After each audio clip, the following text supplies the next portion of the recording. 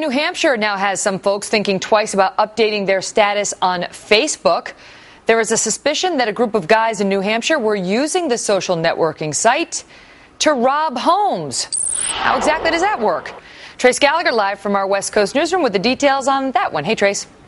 Hey, Megan, you know, Facebook's the big one, but there's other sites like GoWalla and Foursquare, even Twitter, you can have location services. What you do is you kind of go online, your social networking, and you check in, right? You check in locations with your friends. In other words, Megyn Kelly decides she's going to go to Rosie's and have a beer. Then she says, hey, I'm at Rosie's having a beer. And then the crooks know that you're not home. So what they're thinking happening in New Hampshire is 50 burglaries, $200,000 in goods because these guys were monitoring Facebook to find out who was home and who was not home. Wow. There was actually a website a short time ago. It was called pleaserobme.com. And it was kind of a website to say, look, it's dumb to put all your information on your social networking site about your location, your address, so forth. That website no longer exists, but they're trying to say, if we put all this information, you become a prime target for burglars. Now, Facebook comes out and says they doubt very seriously that all of these burglaries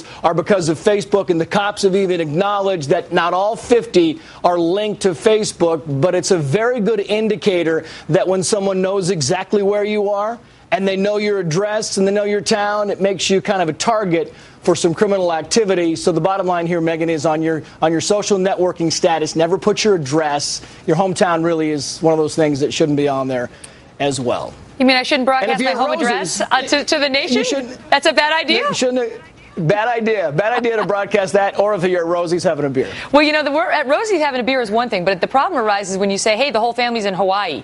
You know, then they know nobody's there. Sure. And you know, the other thing is that what I learned recently, this is really sick. Apparently they target people who just lost a loved one. People read the obituaries to see when the family service is, and then they go rob the grieving family's home when they know everybody's at the funeral. How sick is that?